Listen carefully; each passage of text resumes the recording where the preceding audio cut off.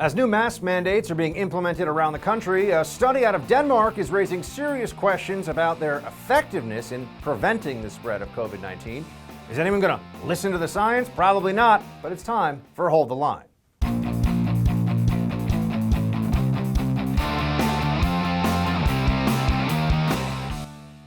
When indoors, masks will now be required anytime you are with people outside of your household, even if you are socially distant, more than 6 feet apart.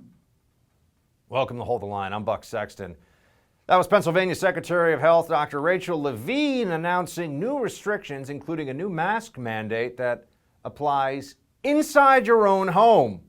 Pennsylvania is just one of 36 states that currently have some form of mask mandate on the books, a measure, as we've been told for many months, that is very effective in preventing the spread of COVID-19. Some experts have gone as far as to claim that masks could reduce transmission of coronavirus by up to 50%. Despite the claims, there have been no controlled studies to actually test that theory until now. A long-awaited and, in fact, long-delayed study out of Denmark that was just published today in the Annals of Internal Medicine shows masks are not all they're all cracked up to be. According to researchers from Copenhagen University, a hospital, they found that, quote, the recommendation to wear a surgical mask when outside the home, among others, did not reduce at conventional levels of statistical significance the incidence of SARS-CoV-2, which is just COVID-19, fancy speak, infection in mask wearers in a setting where social distancing and other public health measures were in effect. Mask recommendations were not among those measures, and use of community masks was uncommon. In other words, they don't really do a whole lot to protect you. Now, I understand what the pushback is going to be on this, so let's just deal with it right away. It's only one study. Okay, why aren't there other studies? Why did they delay this study? This had thousands of people, and it's a pretty straightforward way, using the scientific method they went about this. They had roughly 3,000 people who were told, wear masks. Let's see how many of you get sick. In the same population, outside the home, about the same number of hours every day. Another 3,000 people or so were told, don't wear a mask. Let's see how you do. And the infection rate between the two after the study ended was roughly the same. I think it was about 1.8% to 2.1%. Statistically insignificant. Now, where people dig into this, and I've read this study through several times to make sure they don't miss any key details, is they will say now that, one, the rest of the public in Denmark was not necessarily masking up at the time. That is true. And two, they still now claim that masks protect other people from being infected by your expulsion of the virus. But here's the problem with that. One, they have actually no evidence, no actual hard scientific data to support that theory. And two, that's not what we've been told recently, including by the CDC, which as of last week was saying, oh yeah, masks, very, very effective in protecting you, meaning stopping virus from coming into your body from someone else. That's what we were told. That was an evolution from my mask protects you and your mask protects me. They moved on from that to no, masks are just great. They stop virus like a steel door. But that's not actually what happens, friends. If you go and look at the history of this debate, we are now at a point where we can at least say masks are highly imperfect as protection for you if exposed to this virus. Oh, we're talking about cloth masks here. They'll probably also focus in on how not the right masks, or maybe you need two, maybe you need N95s. Constantly shifting guidance, but at every stage of the guidance, the lockdowners, the mask shamers, they insist that they are right. And if you question them, you're an evil person that wants grandma and grandpa to die. That's what they say to you. Trust me, I've been one of them, and this has been going on for months. That's what they tell me every time I point out things like, look at the evolution of the mask mandate. I'm talking about this year. Look at what they were saying, look at what they say now. Let's take a trip down memory lane. Here is Dr. Fauci in March. Right now, people should not be walking. There's no reason to be walking around with a mask. When you're in the middle of an outbreak, wearing a mask might make people feel a little bit better, and it might even block a droplet, but it's not providing the perfect protection that people think that it is. That guy had been in public health for decades. Some call him Saint Fauci. He's on the cover of magazines now. He's been the single most powerful voice for these COVID lockdowns and these mitigation measures, as he calls them. That was in March of this year. It might block a droplet, but it doesn't really make sense because it's not that good.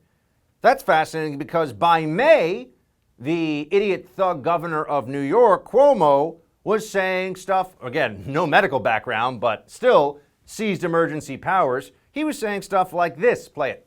You could literally kill someone because you didn't want to wear a mask. I mean, how cruel and irresponsible would that be? What do we have, about 60 days there? March, April into May? Maybe 60 days. We went from the top public health expert in the United States, at least as cited by the media, saying, wearing a mask, come on. It might help like a tiny bit, but it's really a waste of your time. It's not really going to do anything in the middle of a pandemic. You heard his words. I'm not making it up. 60 days later, Cuomo's saying, if you don't wear a mask, you're basically killing people. Oh, where was the science change in there? I just want to know. Or was it that the government couldn't do enough to protect people and all they could come up with was panic measures like a lockdown and masking? Gee, I think we should ask that question. It gets worse. CDC Director Redfield, the CDC, Centers for Disease Control, we're supposed to think that they really know what's going on with this stuff because, they're about disease control.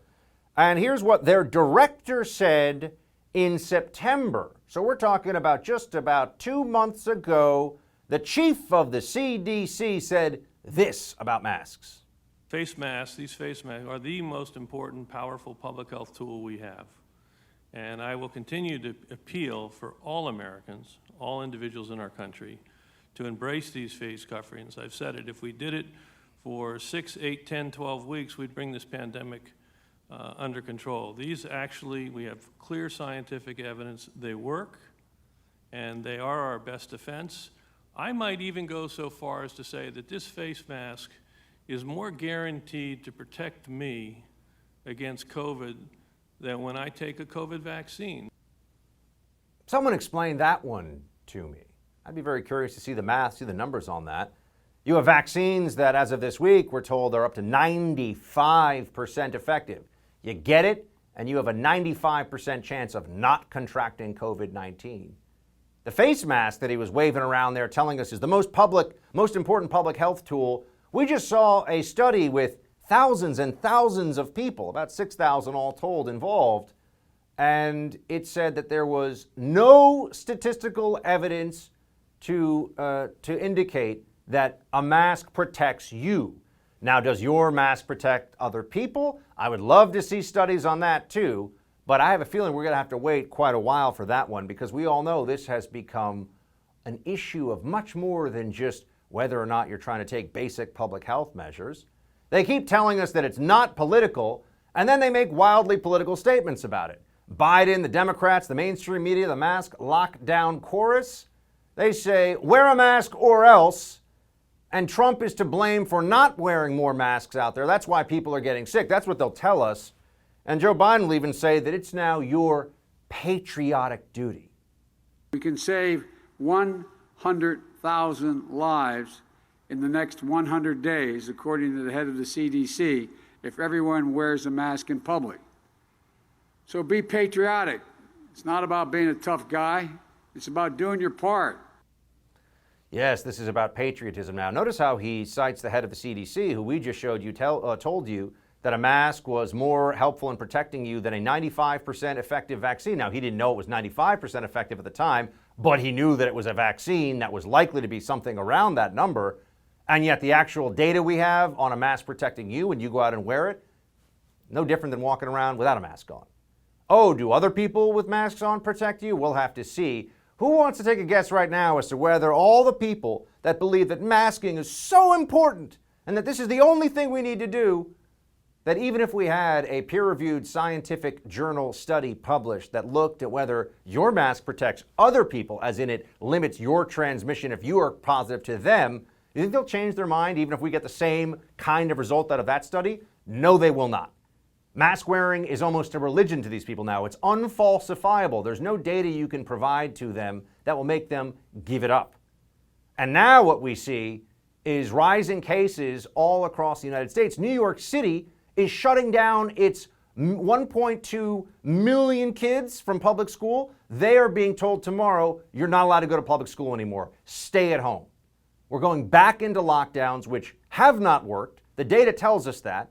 We're going back into this mask-wearing mania, which the only real data we have says, at best, works very little. And yet, if you question any of this, you're told you're a bad person. You're told that you're the problem. You're the reason that we continue to have this virus out there in the first place. If mask wearing is so effective, why is it that we are now going into lockdowns in major cities and we're seeing record numbers of spread all across the country at the same time when we have the highest rate of mask adoption by all of the studies anywhere that have been done during the pandemic? Does anyone even begin to have an answer for that? Oh, that's right. You're not doing a good enough job. Not masking up enough, you see? You can never mask up enough. They love this control and power. And also always remember that people don't want to be wrong. They don't want to admit that they went along with the crowd, that they were part of the herd, that when people told them to bleat like sheep, they did so. Because as long as they're fed and safe and warm, it's all the same to them. It doesn't matter. Their freedoms, their liberties, who cares? People don't want to admit that. But more Americans are waking up right now to what's really happening. That the experts who keep telling you, as if we're all a bunch of idiots that can't figure anything out for ourselves, just do what we say and everything will be fine. They're creating disasters for the economy, disasters of drug overdose, of undiagnosed cancer. And what benefit do they provide? Oh, they don't really give us much on that, do they? But mask up or else. The force of the state now being brought to bear here. This will be looked upon by future generations as a disaster pushed by hysteria and partisanship. That much I can tell you is coming. All right, some big news in the state of Michigan, where the state's largest county just voted to certify its election results. When we come back, Trump 2020 legal team member Joe diGenova will give us an update on all the latest developments there. One constant in my day every day, drinking Black Rifle coffee. I absolutely love it. I'm drinking it 3 or 4 times a day, have been for years. Make this your coffee company of choice because they share your values as well as a desire to bring you the best coffee you can possibly get anywhere. The founder, Evan Hafer, started Black Rifle after over 20 years in the U.S. Army as an infantryman and a Special Forces soldier. In 2014, he founded Black Rifle along with Army Ranger Matt Best. They brought together 2 passions: developing premium fresh roasted coffee and honoring and supporting those who serve on the front lines. Black Rifle has donated over 45,000 pounds of coffee to soldiers deployed overseas, wildland firefighters on the West Coast, and medical workers during the COVID-19 response. That's just in 2020. For every coffee purchase you make throughout November, Black Rifle Coffee will send a bag of their limited edition holiday roast to a service member deployed overseas to be delivered by Christmas morning. Being founded and operated by veterans, the team at Black Rifle Coffee knows what a quality cup of coffee means to active duty troops spending the holidays away from home. Want to support the cause? Go to blackriflecoffee.com/buck and check out the freshest coffee in America. That's right, blackriflecoffee.com/buck. It'll get you 20% off coffee, apparel, and gear, as well as 20% off your first month of the Coffee Club. Welcome back. Let's get into the new development out of Michigan. 2 Republicans on the Wayne County Board of Canvassers blocked formal approval to certify the vote, claiming major discrepancies in the process. Watch. The numbers have not improved. It's still 71% out of balance. I believe that we do not have complete and accurate information in those poll books. But an abrupt about-face, Michigan's largest county unanimously certified the election results last night, showing an overwhelming vote in favor of Joe Biden. But what happened to those 2 GOP board members? Their objection only stood for about 3 hours, so why did they change their minds? Were they forced to? Was there coercion? What happened here?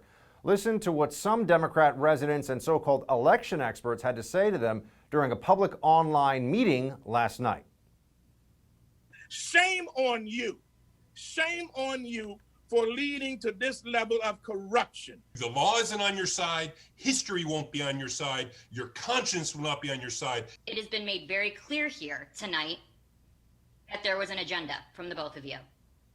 And I hope that the both of you go home tonight and read up on systemic racism, because what the both of you are doing right now is adding to systemic racism. I'd be curious to know what that explanation is. Anyway, let's bring in someone at the forefront of this legal fight. Trump 2020 legal team member Joe diGenova. Joe, what's going on here, man? Let's talk first about Michigan. What's happening? Well, it isn't very clear what happened. We are told first that an auto pen was used to sign the two electors' signatures. We are then told that that isn't what happened. Then we were told that their signatures were forged. Now we're told that didn't happen. We're waiting to find out precisely what happened on the ground with the people who were there to certify the election. And we're in communication with people on the ground and with Michigan, and Ronna McDaniel is in charge of that, and we're waiting to hear from her. Now, the president tweeted out, the numbers have not improved. It's still 71% out of balance, stated Wayne County, Michigan canvassers. There are widespread irregularities in poll numbers. There are more votes than people. The two harassed Patriot canvassers refused to sign the papers. Now, we spoke a little bit about the signing, and as you said, still finding out exactly what happened there. But can you speak to this more votes than people? Is this verified? Is this an allegation? And where do we stand with that specific? Because that seems like something we could prove one way or the other. It's being looked into on the ground by our lawyers who were there with Ronna McDaniel, and they are ascertaining through statistical analysis whether or not the numbers make sense historically and currently. It's being looked into. As you know, Bucks, in a situation like this, this is basically a fast-moving street scene. The purpose of the Democratic Party has been to ram this election through, to delay it at first so they could find out how many votes they needed, and then ram through to the finish line without an opportunity to be heard. And that's exactly what you see going on in Wayne County with these outrageous allegations that people exercising their right not to certify an election are somehow racist. This is what the Democratic Party has become to: smears, allegations, and nonsense. What we need to do are get the facts. That's being worked on the ground right now, and we'll see what happens. Statistically, the numbers don't make any sense, and there are numbers crunchers and statisticians doing exactly that, so that if it becomes necessary to litigate the question, we'll have statistical support. Can you just bring us up to speed, Joe, on the primary? I know there's a lot of states, and you and the legal team are working crazy hours and trying to get all this stuff presented before these judges, especially before the media can just declare who the president is. I know they've already declared it, but try to make this a fait accompli. What are the primary challenges before the court in Michigan? Well, the Michigan cases, and that involves actions involving deprivation, the dilution of the right to vote of Republican voters, people who voted for Trump. That may even be Democrats who voted for Trump. The idea is that they were systematically excluded from observing the vote count. They were systematically prevented from observing, which they are permitted to do, required to do under Michigan law. They were not allowed to get close enough to see the ballots being taken out of the envelopes. These are the mail-in, mail-out, and absentee ballots, so that they could see if the signature matched, there was a date stamp from the post office, whether or not it was properly sealed and open. All of that was prevented, and that happened to Republicans only. Republicans were not permitted to be inside the area close enough to be able to observe under the law, which is what they're required to do. Now, all the people opening the ballots were Democrat, so there wasn't any question that the Democrats were present. So Republicans were denied equal access to the ability to observe. That's the key thing, and therefore it's a denial of equal protection. It's a denial of due process, which is exactly what Bush v. Gore was done. Now, in other parts of Michigan, that didn't happen, and people were allowed to observe. So the question is, why weren't they allowed to observe in Wayne County and Detroit? And the answer to us is pretty simple, that people didn't want to see what was going on. Because as you know, when the vote tally stopped on election night, everything shut down in about 6 states around the country. Interestingly enough, the same time, all the vote counting stopped. Now, why was that? We theorize, and we are alleging, that it was done so they could figure out how many votes they needed to win, and then bring those in truckloads in envelopes filled with ballots. some with only one vote for Biden, just a whole bunch of ballots that would say Biden, Biden, no down ballot votes at all. Why? Because you can fill out a ballot real fast with a vote for the president and not have to waste your time on the bottom. And so that's what we're alleging: denial of equal protection, denial of due process, violating of the observation statutes, and basically saying that all of those votes, which were never observed and should be thrown out. In addition, there needs to be an investigation of where those ballots came from that nobody ever got a chance to see. Is there a precedent, Joe, for if you prove this point in the court, if to the court's satisfaction, let's say the Trump campaign's legal team shows that there was a systematic effort to prevent the ability to observe these ballots being counted, as you've pointed out, is there precedent for the judge just casting aside those ballots then? What is the mechanism and what is the ask from the legal team in layman's terms? If in fact that allegation is true, then what?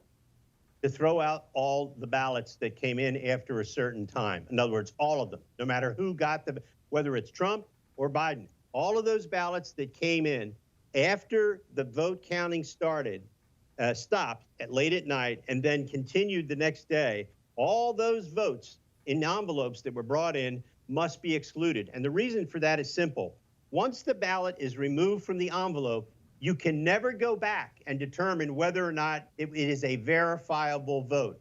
So therefore, if you can't do that, then your vote is being diluted. In other words, the people who voted earlier. So the only remedy, there is no other remedy. The only remedy that makes you whole as a voter is having all of those ballots, which were never observed under the law, excluded from the count. Joe, are we going to see proof of fraud presented in court in the days ahead? We are going to see proof of misconduct. We are going to see proof of irregular activities. We are going to see proof of everything under the sun. There are hundreds and hundreds of affidavits by observers, by poll watchers, by Democrats, by Republicans, by all sorts of people and independents, people who went in to vote and couldn't do it, people who went in to vote and found that, quote, they had already voted when in fact they hadn't. That was part of a scheme in some jurisdictions where when they needed a name to put on a false ballot, they simply picked somebody from the registry, put their name on the ballot, and put it in. That same person then came in to vote, and they discovered that they had already voted when in fact they hadn't. So the answer is, yes, we're going to see all of that. Joe diGenova, everybody. Joe, really appreciate your expertise on this one and all your work, sir. Thanks so much, and good luck to you. Thank you, Buck. As congressional races continue to be called around the country, races that were once considered toss-ups are overwhelmingly going for Republicans. We'll take a look at that in tonight's Buck Brief. Economic uncertainty has left us all wondering about the future. The stock market goes up, goes down. Who knows where it's going to be in a month, in 6 months? Winds of political change seem to determine a lot of our economic future. So how can we protect ourselves and our income given the uncertainties ahead? For over a decade now, simple and conservative real estate investing has been the retirement answer for thousands of done-for-you real estate clients. It's now part of my answer to retirement because I'm not just a believer in what done-for-you real estate does, I'm also a client. I recently closed on my first ever investment property with my friends at Done-For-You Real Estate. Their system flat out works. Done-For-You Real Estate found me an amazing property, got me the financing, got it all fixed up, and are now renting it out and managing it for me. They're an award-winning, groundbreaking company with 13 years of experience that allows everyday, hardworking Americans to finally own investment real estate without all the risk and difficulty of doing it on your own. Visit doneforyoubuck.com to learn more and to find out if you qualify to take advantage of what may be a once-in-a-generation opportunity to finally own your own investment real estate. Despite the corporate media's constant drumbeat of an impending blue wave against Trump and the GOP, we're seeing some really interesting results down ballot, particularly in the House of Representatives, that completely refute those claims. It appears that not only have Republicans swept every single so-called toss-up race, but that every one of their flips from Democrat to Republican has been won either by a female or a minority Republican candidate. This seems to be all in direct opposition to the left-wing media narrative that not only is the GOP a dying party, but that it is solely representative of and dependent on old white males. The new GOP is here to stay, folks, and will only continue to grow regardless of the final verdict in this presidential election. Let's dive into all of this and more in today's Buck Brief.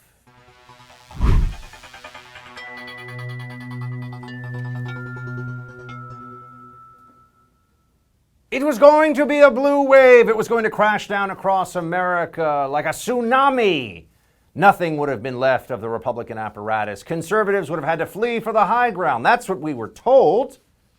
Only that didn't happen. Now, why is that? Well, we've done other shows, other segments on just how wrong the polling was and how there may be a bunch of reasons, some not particularly good faith, for why that happened. But now we have results to look at, and those results tell us something. Let's first start with the toss-ups. Now, these were in the election, according to Cook Political Report, there were 27 races where they were too close to call in advance here. And ahead of the 2020 election, Cook listed 27 of them, and Republicans won all 27 of these races. Now, this doesn't fit into the general narrative. The narrative, of course, is that Trump is awful and the GOP is a bunch of old white guys who are on death's door, who aren't where the future of the country is, who have nothing to do with the youth and with minorities when it comes to their political voting and the patterns of political support they've had in the past or going forward.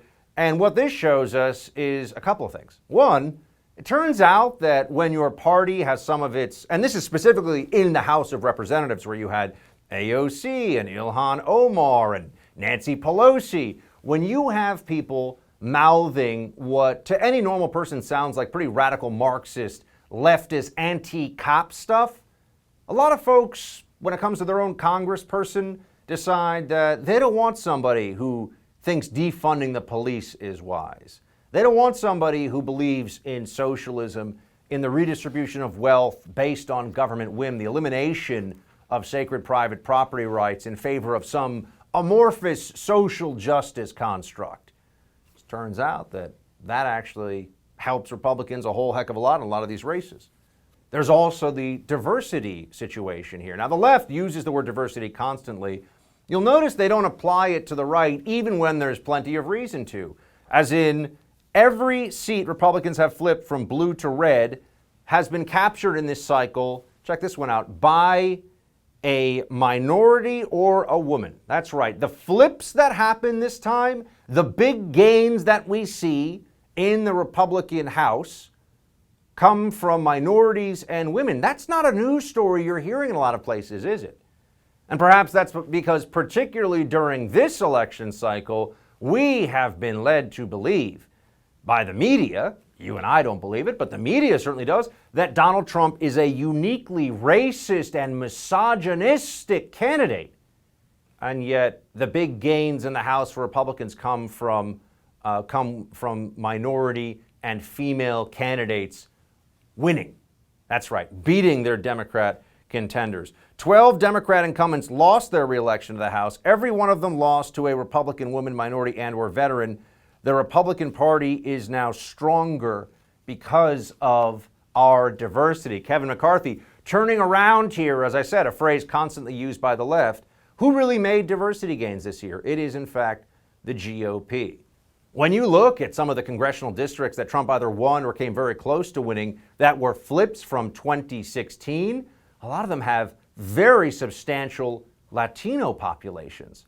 And as we've already been discussing in the weeks after the election, President Trump did remarkably well with Black and Latino voters as compared to the benchmark usually set by the GOP in presidential elections.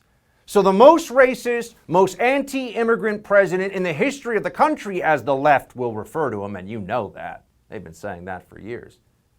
That guy, Donald Trump, was a breakthrough candidate, not the first time around so much, but after governing for 4 years, he was a breakthrough with Black and Latino voters for the GOP. Talk about narrative busting. Now, the left doesn't really care about anything right now other than ensuring a Joe Biden victory. But let's at least pay attention to these macro trends going on within the GOP and what they mean for the future of the party and for the country. It's a great thing. Let's hope that next time around we can get even more support among Black and Latino voters for the Republican candidate, whoever that may be. As for women, we often hear about the war on women from Democrats when it comes to Republicans. Mitt Romney had binders full of women. Remember that? Crazy. I mean, Mitt Romney, folks. The guy's like rich Ned Flanders. It's insane. But GOP women, this year, this is the year of the Republican women. We're going to have more women representing the Republican Party in Congress than ever before in this country. Again, Kevin McCarthy, minority leader, but very proud of what the GOP was able to accomplish this year in the House. And you look at this list of the flips, 12 flips in the House for the GOP, went from blue to red. So we talked about the toss-ups, those were too close to call, but these are the actual flips we've gotten. Young Kim, Michelle Steele, Maria Elvira Salazar, Carlos Jimenez, Ashley Hinson, Peter Maher, Michelle Fishbach, Nicole Malliotakis in NYC, I know Nicole, Yvette Hirel, Stephanie Bice, Nancy Mace, and our friend Burgess Owens out in Utah, who'll be joining us probably on the show soon here. He's a buddy of mine going back a ways. So, what does that tell you? The Republican Party's brand is growing. It is moving in the directions that it needs to continue to be a big tent based on ideas, based on a love of the country, of the Constitution, and a solid belief in our unity through patriotism, that this is a unique country.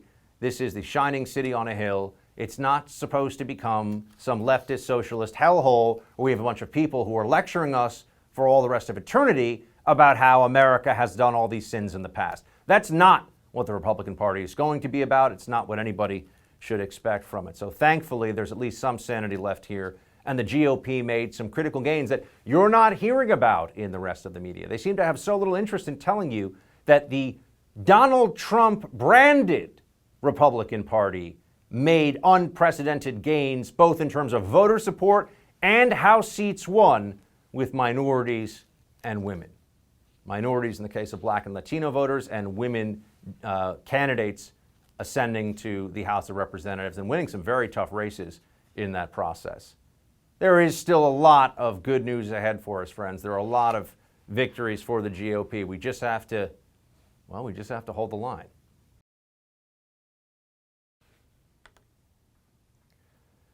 Over the past 4 years, we've seen a great divide in American media play out. You got networks and reporters that are either supportive of President Trump or extremely against him. There's really very little in between.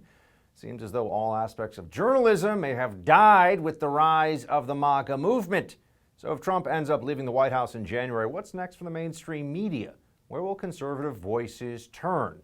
Here to discuss is Outkick media columnist and reporter Bobby Barak. Bobby, great to see you. Buck, what's going on, man? Long time no see. So tell me this, my friend. Where are we seeing the divides that you think are real and long-term in the media right now that are new? As in, is there going to be a big shift in conservative media? Is there going to be a big shift back to the center, say, from CNN? Well, I think, Buck, what's going on here is right now you have people so emotional at such a divisive time that really for the first time since Fox News launched and became the go-to conservative platform, they are experiencing some semblance of competition. Newsmax, their CEO, keeps boasting about their ratings. Last week in primetime, Greg Kelly drew over 1 million viewers. So that's pretty uncommon for Fox News, which has so long had a monopoly on conservative media. Now, I don't think any of these platforms are going to catch Fox News, but there are alternatives now. And if you look over on the other side with CNN and MSNBC, you have a lot of competition from the digital space, which is what you guys are doing now in the conservative space.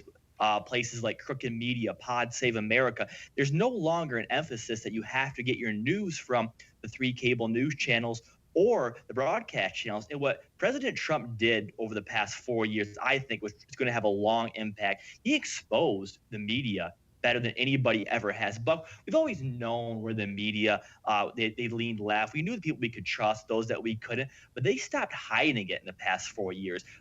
You can't trust a thing most of these people say. You have quote unquote news anchors like Jake Tapper who have become some of the most partisan voices on TV. So people are going to step back right now and say, who can we trust and who do we enjoy listening to? Because maybe you're used to CNN or MSNBC or ABC the past 4 years, but you might be burned out by those because were they really giving you the facts? Did they really prepare you for the election, telling you that Trump had no chance, that the Democrats were going to overtake the Senate? Because not only were the polls wrong, the media was even more so.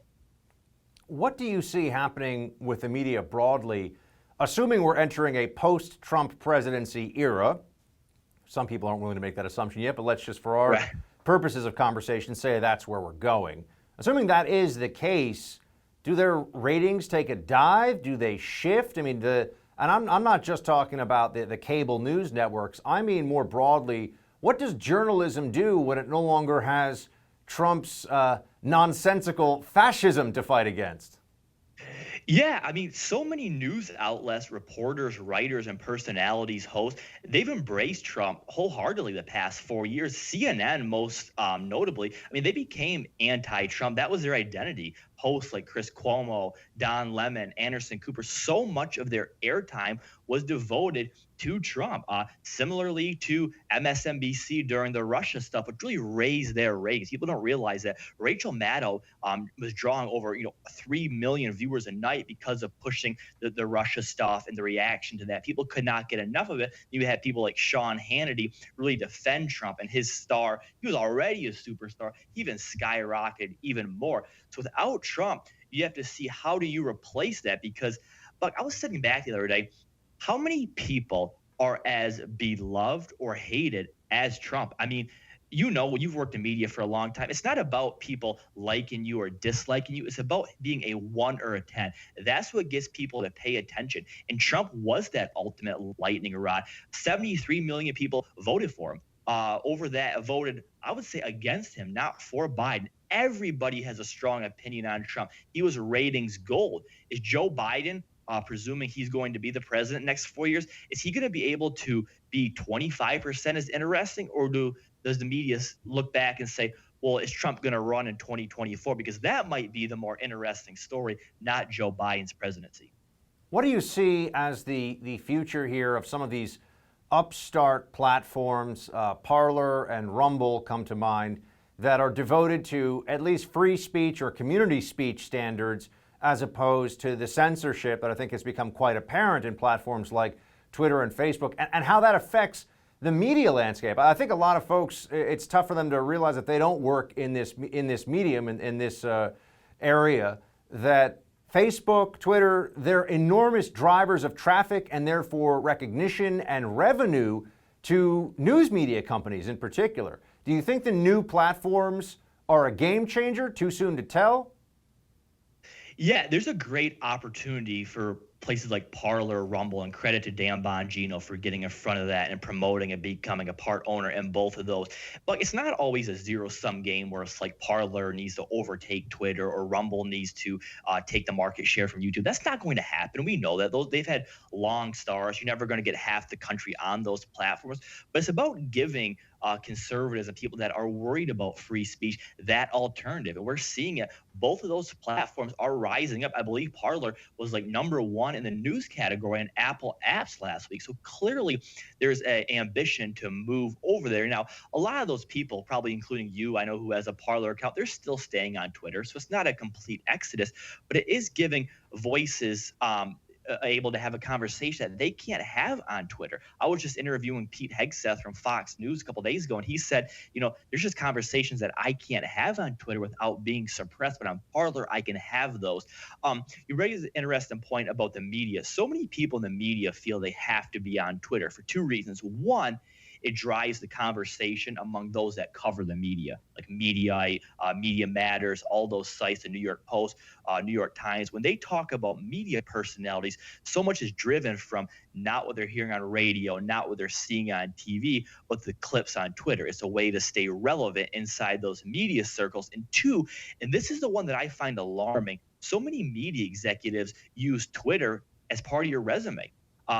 Like someone like Joy Reid, her Twitter impact helped her get a nightly show on MSNBC. And so many executives look at retweets, follows, and interaction on social media as opposed to other factors, which I consider much more impactful. Looking over TV ratings, those that are popular on social media don't necessarily draw the highest TV ratings. That's always been the case. It's even more so true now. Bobby, appreciate your perspective on all this, man. Thanks so much for joining us. Buck, anytime, man. It's almost time for our daily roundup of left-wing lunacy today. Oh, I know you're looking forward to it. The Buckshot. It is next. These days, being prepared for the unknown is more important than ever. I'm sure you've noticed the world we live in is anything but predictable. We could all benefit from something reliable right about now. What could be more reliable than real gold and silver? I'm talking about real gold and silver you can actually hold right in your hands. Call the Oxford Gold Group now. Learn how easy it is to get real gold and silver sent securely directly to your home, or how you can have real gold and silver placed in your IRA or 401k.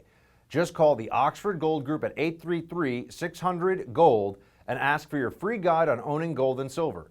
Again, call the Oxford Gold Group right now at 833-600-GOLD. The Oxford Gold Group is the only gold company I trust. Call them right now, 833-600-GOLD. One more time, that's 833-600-GOLD. Diversify, protect yourself from an uncertain financial future, protect against inflation. Check out the Oxford Gold Group today, 833-600-GOLD.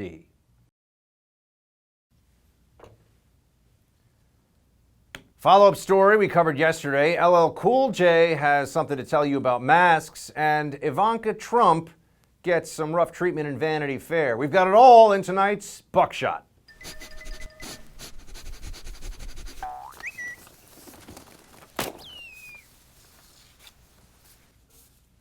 Gavin Newsom, you know him, right? Governor of California. He's a guy that some people think is just fantastic. If you're a liberal, Gavin Newsom, he's smooth.